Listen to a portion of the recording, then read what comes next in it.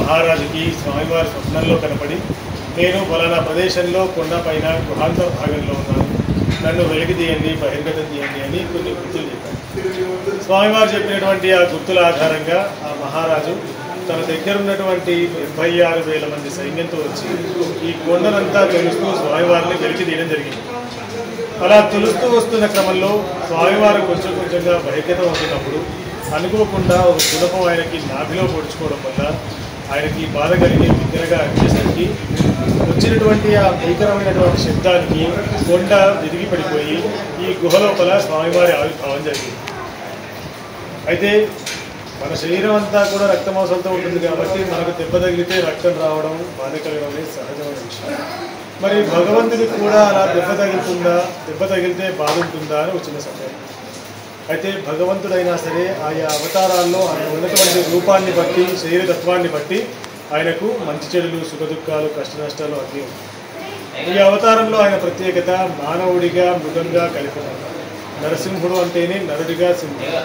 అంటే ఈ అవతారంలో ఆయన శరీరం అంతా కూడా మానవ శరీరంతో ఉండటం వల్ల మన శరీరం ఎలా అయితే సున్నితంగా మెత్తటి శరీరంతో ఉంటుందో, ఎలాంటి లక్షణాలని కలిగి ఉంటుందో, అదే విధమైనటువంటి శరీరతత్వాన్ని, లక్షణాలని స్వామివారు కూడా కలిగి ఉంటారు. అంటే ఇక్కడ సున్నితమైనటువంటి దేహంతో స్వామివారి ఇక్కడ స్వయంభూగా వెలిసింది. అలా సున్నితమైనటువంటి దేహంతో ఉండడం వల్ల ఆయనకి దెబ్బ తగిలిగానే బాధ కలిగింది. దెబ్బ తగిలినటువంటి ఆ నాభి నుండి ద్రవంలాగా రావడం మొదలైంది. మనకు దెబ్బ తగిలితే రక్తం వచ్చింది.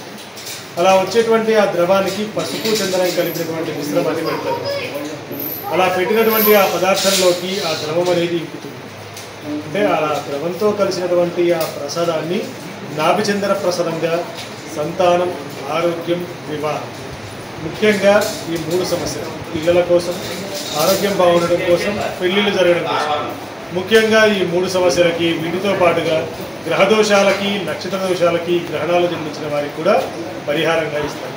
అయితే మనకు 9 గ్రహాలు, 27 నక్షత్రాలు ఉంటే వాటిలో ప్రత్యేకంగా కుజదోషము, కాలసర్పదోషము, నక్షత్ర దోషాలకు వచ్చేసరికి జ్యేష్ఠ, ధనిష్ట, మూల, ఆశ్లేష నక్షత్రాలు జన్మించిన వారికి, సూర్యచంద్ర గ్రహణాలు జన్మించిన వారికి పరిహారంగా ఆ ప్రసాదాన్ని కూడా జరుగుతుంది.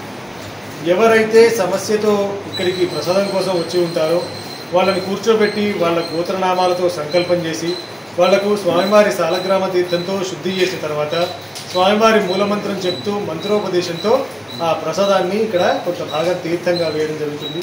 ఆ తర్వాత ఇంటికి తీసుకోవడానికి కొంత ప్రసాదాన్ని ఇచ్చి అది వాడే పద్ధతి, విధానం అంతా కూడా చెప్తారు. దానికి టికెట్ ఉంటుంది, చందనానికి, అర్చకుడికి దక్షిణ అది విడిగా ఉంటుంది. ఎవరైతే ఆ పూజ చేయించుకొని ఆ ప్రసాదాన్ని తీసుకుంటారో చెప్పినటువంటి ఆ పద్ధతులన్నీ కూడా ఖచ్చితంగా పాటిస్తూ చేసుకోవాలి. కాకపోతే ఇక్కడ ప్రతి శని ఆదివారాల్లో 10:30 నుండి 12:30 గంటల మధ్యన స్వామివారికి నువ్వుల నూనెతో అభిషేకం జరుగుతుంది. తిల తైలాభిషేకం అంటాం. మామూలుగా అయితే మనం ఎక్కడ చూసినా కేవలం శనీశ్వరుడికి మాత్రమే దోష పరిహారార్థంగా తైలాభిషేకం చేస్తారు. తైలం అంటేనే నువ్వుల నూనెతో అభిషేకం జరుగుతుంది శనీశ్వరుడికి. మరి ఏ ఆలయంలోనూ తైలాల అభిషేకాలకి, పూజలకి ఉపయోగించారు. మరి అలాంటిది ఇక్కడ విష్ణు ఆలయం అయ్యండి తైలాభిషేకం ఎందుకు చేస్తున్నారు?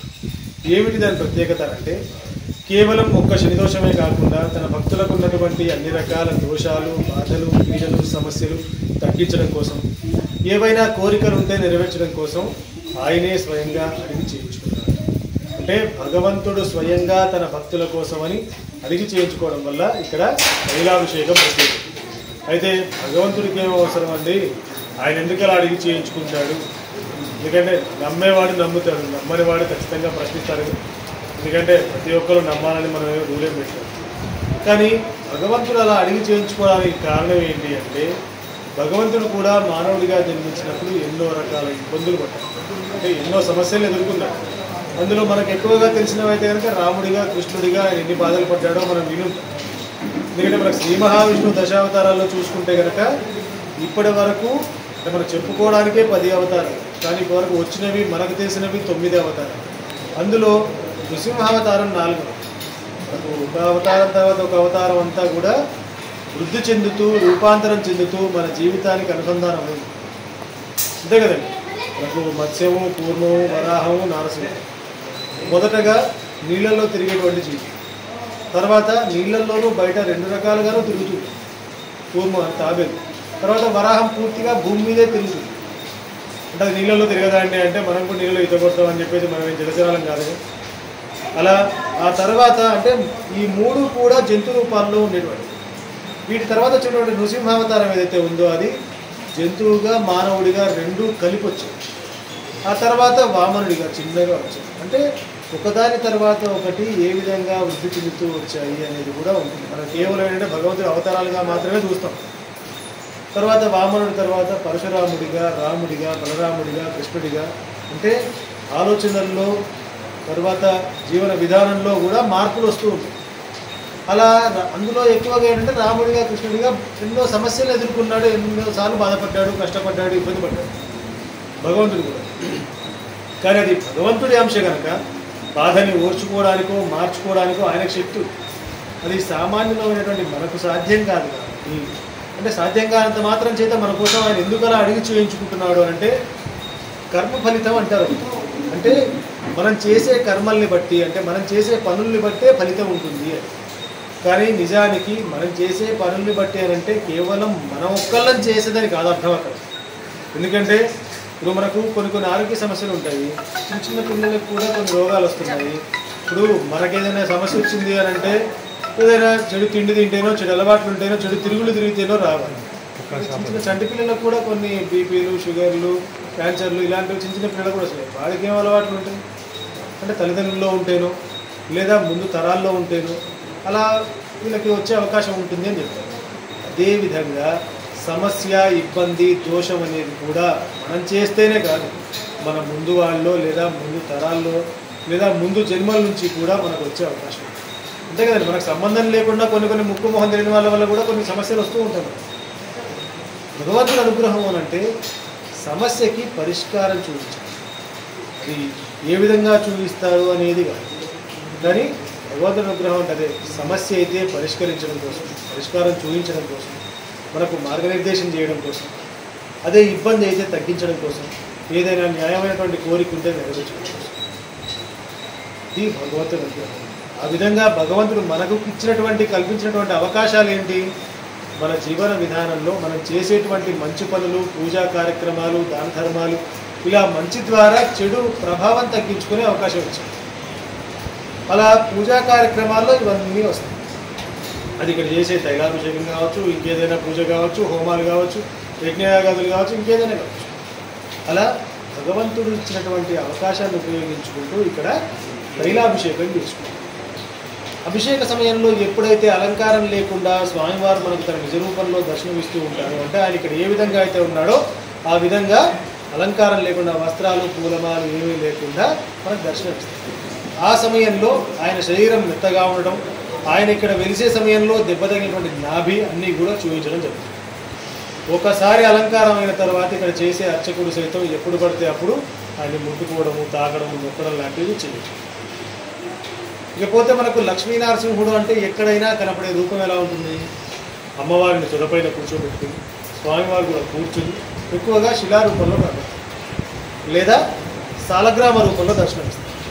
మనకు సాలగ్రామం అంటే నల్లగా రాయిలాగా ఉంటుంది. శ్రీ మహావిష్ణువు ప్రతిరూపమే సాలగ్రామం.